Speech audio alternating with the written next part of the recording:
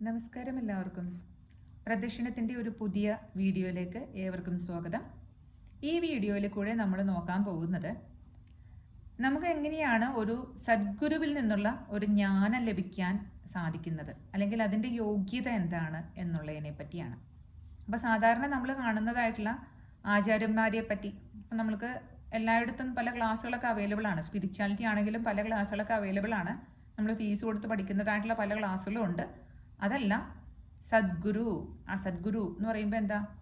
ഗു എന്ന് വെച്ച് കഴിഞ്ഞിട്ടുണ്ടെങ്കിൽ ആ ഇരുട്ടിനെ രോധിക്കുന്നത്, ആ താമസിനെ നീക്കി ആ പ്രകാശത്തിലേക്ക് നമ്മളെ നയിക്കുന്ന, അല്ലെങ്കിൽ ഗു എന്ന് പറഞ്ഞു കഴിഞ്ഞാൽ ആ ബ്രഹ്മം, രു എന്ന് പറഞ്ഞാൽ ജ്ഞാനം, ആ ബ്രഹ്മജ്ഞാനത്തിൻ്റെ മൂർത്തീകരണ ഭാവത്തിലിരിക്കുന്നതായിട്ടുള്ള ആ ഒരു ഗുരുവിന് മാത്രമാണ് തത്വമസി എന്നും അതുപോലെ പ്രജ്ഞാനം ബ്രഹ്മ എന്ന് പറയുന്ന ആ മഹത് വാക്യങ്ങളുടെ എല്ലാം യഥാർത്ഥ അർത്ഥതലം നമ്മളിലേക്ക് മനസ്സിലാക്കി തന്നുകൊണ്ട് നമ്മളും അതിൽ നിന്നും, ആ ബ്രഹ്മത്തിൽ നിന്നും നമ്മളും വിഭിന്നമല്ല എന്ന അവസ്ഥയിലേക്ക് നമ്മളെ ഉയർത്താൻ സാധിക്കുള്ളൂ.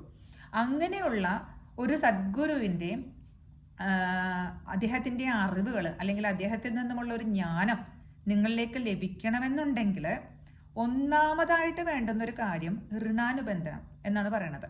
അതായത് നിങ്ങളുടെ മുൻജന്മത്തിൽ എപ്പോഴെങ്കിലും നിങ്ങൾ ഈ ഗുരുവിന് ചെയ്തു കൊടുത്തതായിട്ടുള്ള സേവനങ്ങളിൽ നിന്നുള്ളൊരു കടം അവിടെ കിടക്കണുണ്ടാവണം.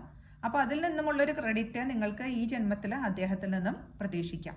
അപ്പോൾ ആ മുൻജന്മത്തിൽ നിന്നും ഉള്ള ആ സേവനങ്ങളുടെയോ എന്തിൻ്റെയോ ആയിട്ടുള്ളൊരു കടമായിട്ട് അവിടെ നിൽക്കുന്ന കാര്യത്തിൽ പറ്റി നിങ്ങൾക്ക് ഈ ജന്മത്തിലേക്ക് ആ അറിവ് അദ്ദേഹത്തിൽ നിന്നും ലഭിക്കാനുള്ള ഒരു യോഗ്യത ഉണ്ടാവും. ഇനി രണ്ടാമത്തെ ഒരു കാര്യം എന്ന് പറഞ്ഞാൽ ഗുരുവിൻ്റെ കൃപ നിങ്ങളിലേക്ക് പതിയുകയാണെങ്കിൽ, അത് ആണ് നമ്മൾ ഭഗവത്ഗീതയിലെല്ലാം നമ്മൾ കണ്ടിരിക്കുന്നത്.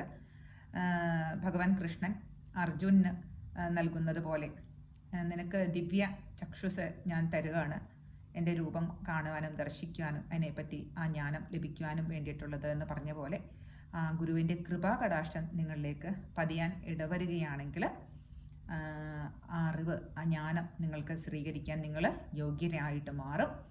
അതുപോലെ തന്നെ ആ ഗുരുവിൻ്റെ ആ കടാക്ഷം ലഭിച്ചെങ്കിൽ മാത്രമാണ് നമുക്ക് കല്യാണം എന്നുള്ളൊരു അവസ്ഥാവിശേഷവും നമുക്ക് അതിലൂടെ ലഭിക്കാറുണ്ട്. അതായത് ആ കല്യാണം എന്ന് പറയുന്ന അവസ്ഥ കൂടുതലും നമുക്ക് ഭൗതികമായിട്ടുള്ള ജീവിതത്തിലേക്കുള്ള ആ സുഖങ്ങളെല്ലാം ലഭിക്കാനാണ് കൂടുതൽ ഒതുങ്ങുന്നത്.